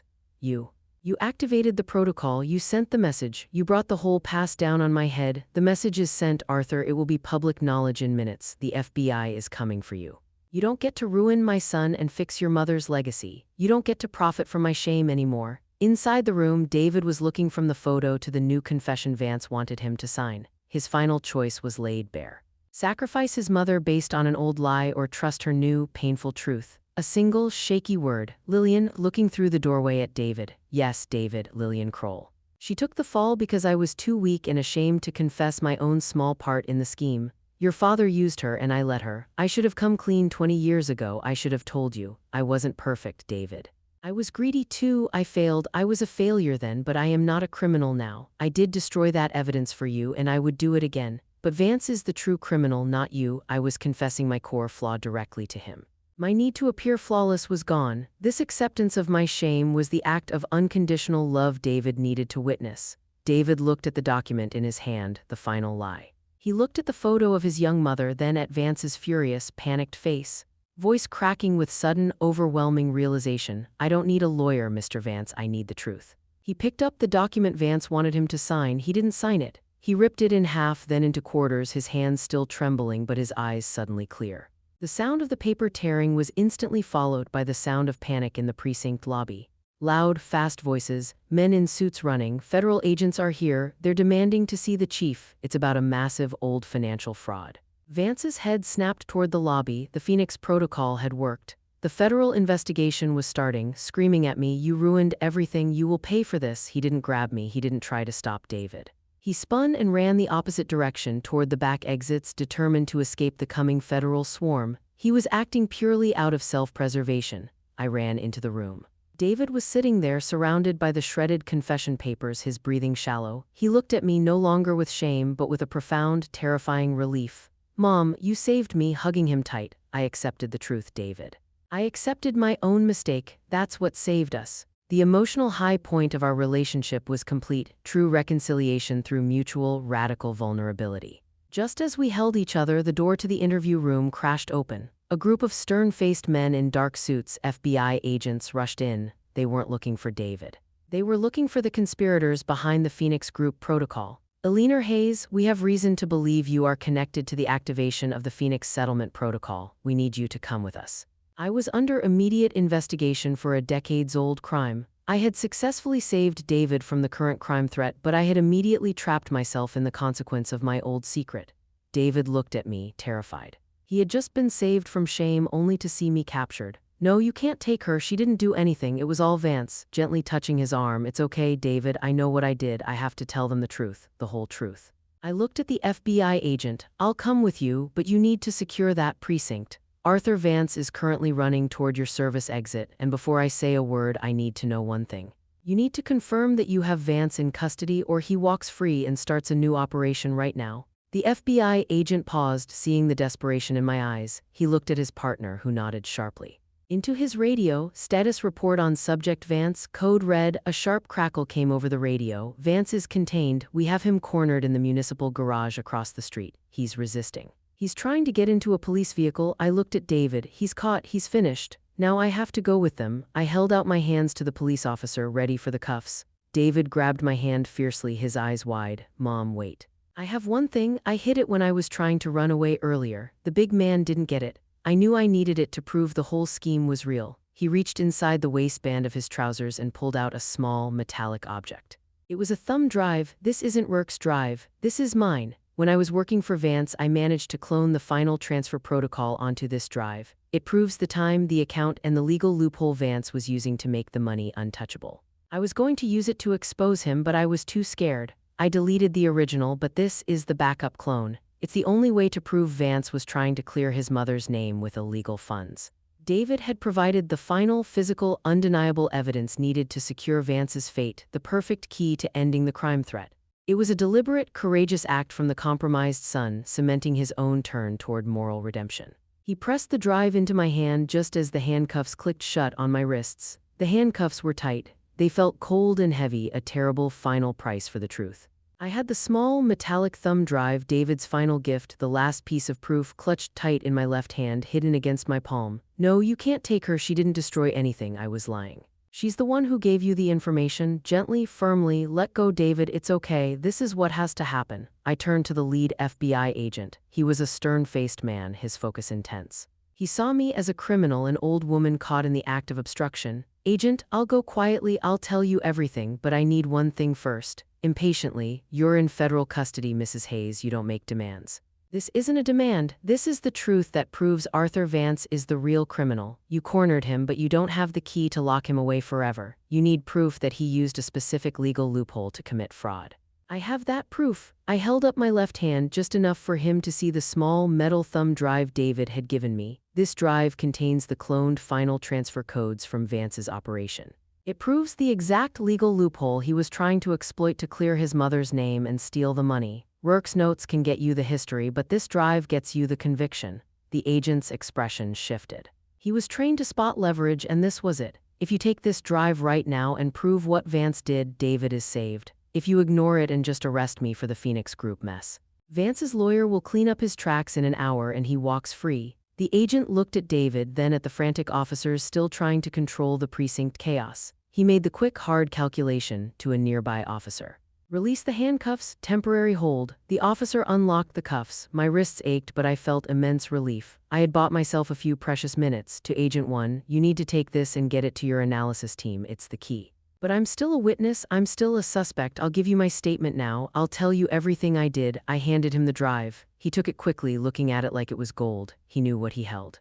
The crime threat was now fully resolved, not through my cleverness but through David's honest sacrifice. The next hour was a blur. The FBI agents secured the interview room.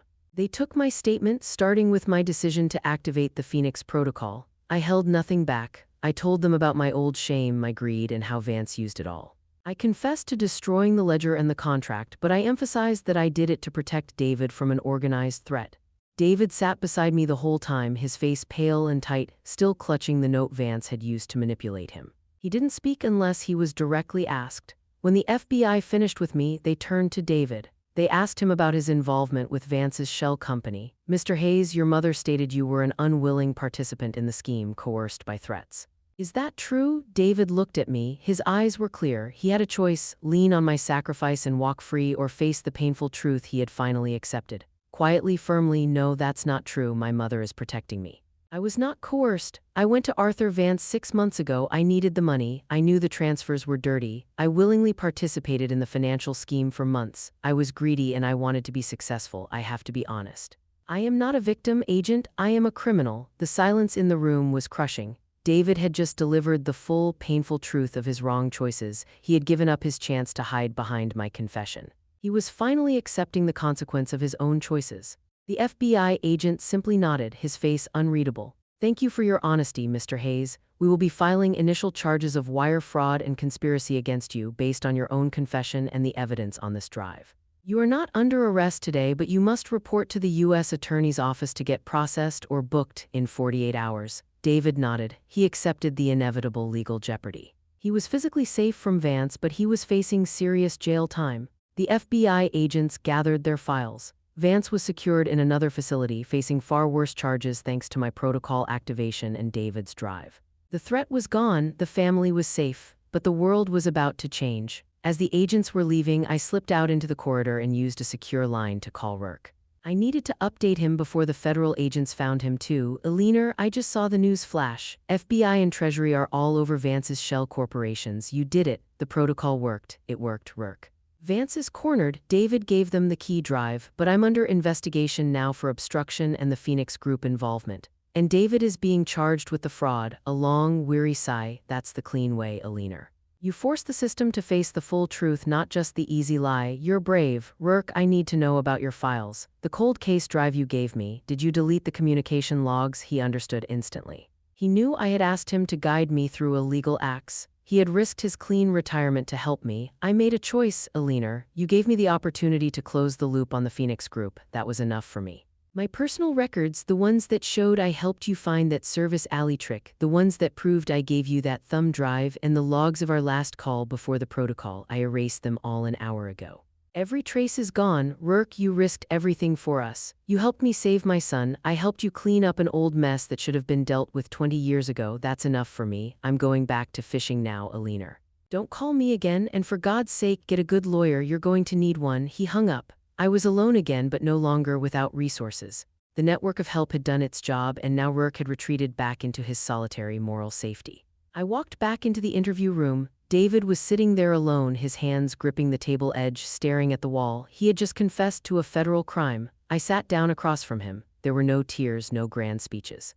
The emotional climax was over. This part was just quiet, heavy consequences. Quietly, we need to call a lawyer, a criminal lawyer. You need to start preparing for your processing. He didn't look at me. I know, 48 hours.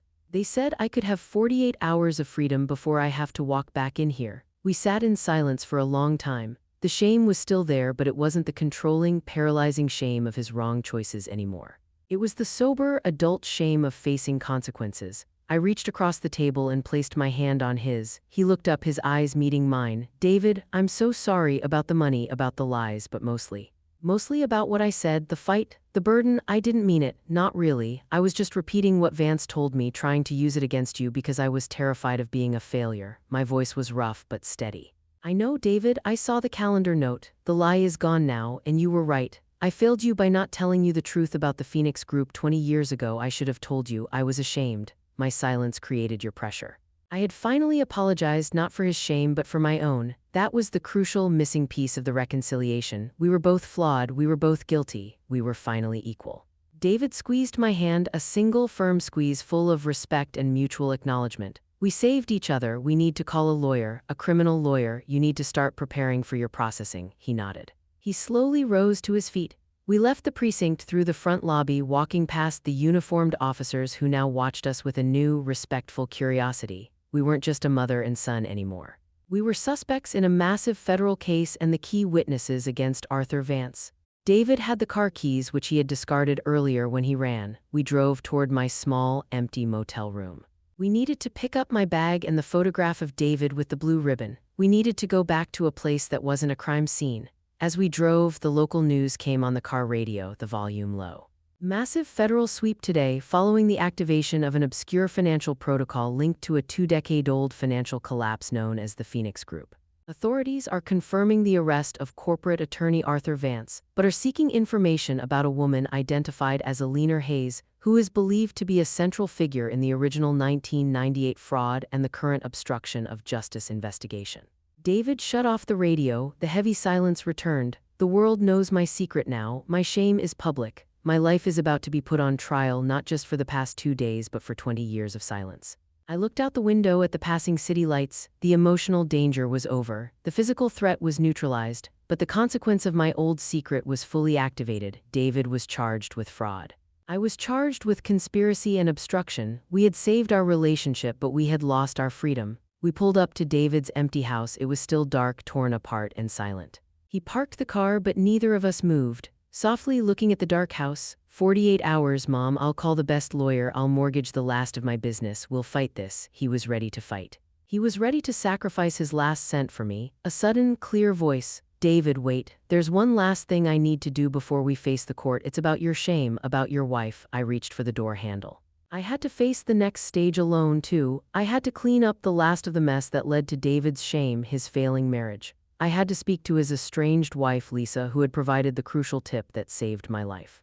I had to complete the final, hardest step of my journey, facing the family I had helped fracture. The ransacked house stood before us, a grim monument to the last 48 hours of chaos.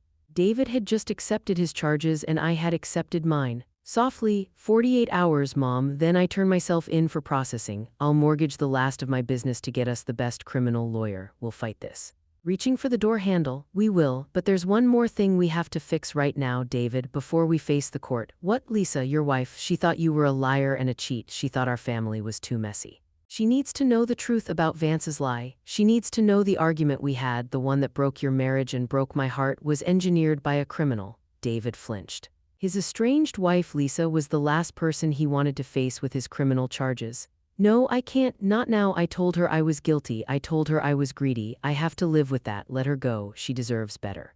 She deserves the truth, David. She helped us. She sent Rourke that coded message. She was afraid for you even if she was angry at me. You owe her honesty. I pulled out my phone and dialed Lisa's number. She answered on the second ring, her voice tight and cautious. Lisa, it's Eleanor. We're safe. David is safe, but we're facing charges. Vance is caught. We need to talk to you right now.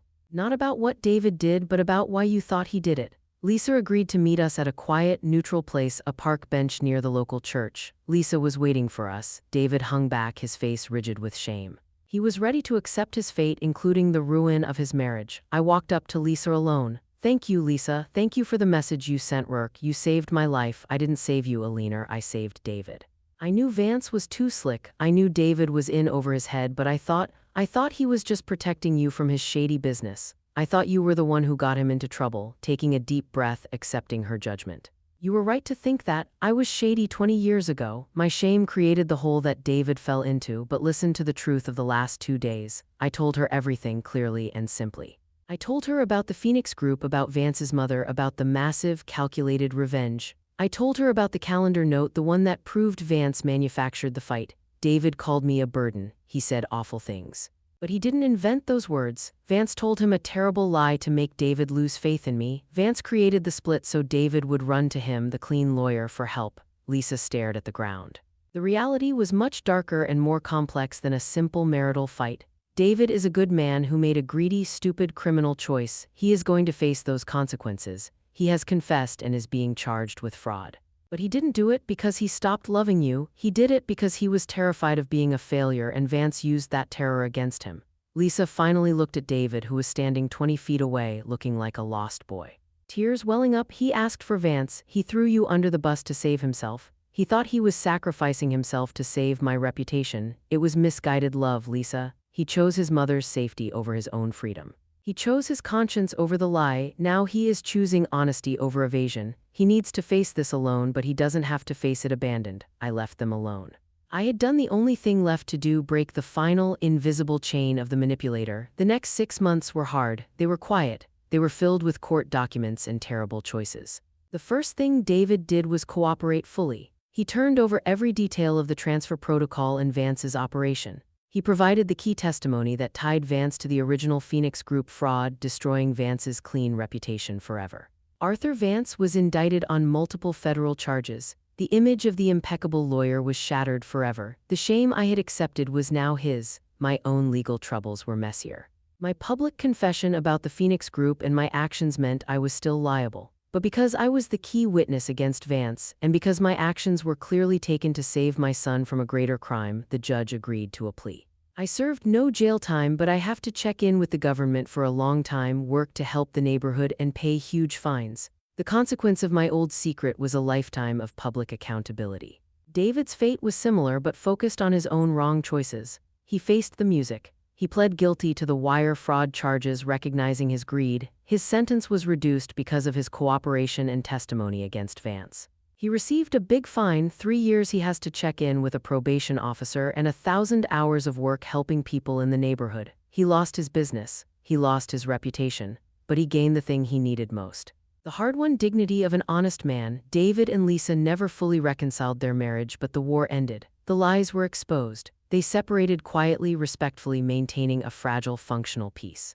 I moved back into my small, quiet apartment. It wasn't the anonymous motel, and it wasn't David's house. It was just mine, and for the first time in 20 years, I wasn't waiting for the next disaster. I was just living. 6 months later, the scars were still visible, but they were healing. I am now volunteering full-time at the local community center, a place focused on helping older adults with complicated paperwork and government forms. This is my new endeavor. I am sitting at a small folding table wearing a simple name badge. I am helping an older man, Mr. Jenkins, sort through a mountain of confusing Medicare applications. No, Mr. Jenkins, don't sign that line. That's the cosigner agreement. It leaves you open to pay. You only need to sign on page 4, line B. I am using all the skills I developed during the crisis, the hyperfocus, the ability to spot the legal loophole, the determination to protect the vulnerable, but I am using them for good now. I am the fixer, but ethically, I can't fix a massive federal fraud anymore, and I can't break into buildings, but I can spot a dangerous loophole faster than any lawyer, and I can teach people to protect themselves. That felt like an honest way to pay the debt of my past silence. I am talking, listening, and explaining things clearly, using only the simplest words. My goodness, Eleanor, you know all this. You should have been a lawyer. I smiled, a real smile. No, Mr. Jenkins, I just learned the hard way that when the forms are complicated, it usually means someone is trying to hide something important. I excused myself. My shift was over. I packed up my small briefcase, no longer containing ledgers or coded drives, but simple tax forms. I walked out to the parking lot. A beat-up old pickup truck was waiting for me. David was driving.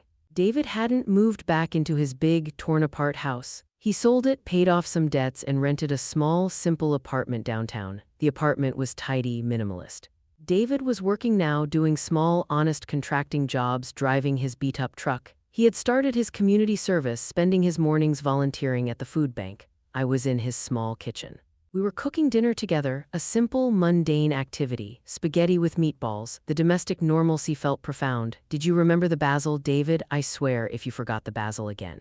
He laughed, a genuine, easy laugh I hadn't heard in years. I got the basil, Mom. I also picked up the mail, nothing interesting, just a bunch of junk for the last tenant. He tossed the stack of mail onto the small kitchen counter. He was tired from his day of physical labor, but his eyes were calm. The frantic energy of his wrong choices was gone. We never talked about the argument anymore. We never talked about the word burden. We just knew. The lie was gone, and the unconditional love we achieved in that interview room was now the solid foundation of our new, simple life. How was the food bank today? Did you see Peter? Yeah, Peter was there. Still nervous, but he's doing well. He got a job delivering for a flower shop. He sends his best. He said he finally feels useful. That's good, David. Being useful is a good feeling. I was stirring the sauce, my back to him. I was talking about my own volunteer work as much as his. I saw your story online today, on that legal blog Work Runs. They did a piece on Arthur Vance's pretrial defense, and they mentioned your testimony. They called you a courageous witness. I paused, stirring the sauce gently. The public shame was still real. It was still out there. I didn't see it. Yeah, they said you put your own freedom at risk to expose a decades-old crime. They mentioned the Phoenix Group, they mentioned the fines, they mentioned everything. I stiffened, waiting for the painful conversation, waiting for him to express regret for the shame my name now carried. I know, I'm sorry, that's your legacy now, David. Your mother's messy history is now a federal headline. David didn't answer with words. He didn't offer a dramatic speech. He walked up behind me as I stood over the stove. He reached out his right hand, slowly, naturally. He placed his warm, calloused hand gently on my shoulder, the small, subtle, unforced physical connection that had been missing for so long. He didn't squeeze it tightly. He didn't pat it awkwardly. He just rested it there, confirming his presence. It's not my legacy, Mom, it's my protection. You fought a monster for me. You accepted the shame of your past, and you showed me that it's okay to be flawed. You showed me how to be honest. I wouldn't trade that, not for all the money in the world. He paused, then added the quiet, profound final words. Thank you, Eleanor. He used my first name, the name of a peer, and equal, not just Mom. It was the ultimate acknowledgement that he saw my intrinsic worth outside of my maternal role. The conditional, idealized love was finally, permanently replaced by mutual, unconditional respect. He held his hand there for a long moment, a simple, healing connection. I didn't turn around. I didn't cry.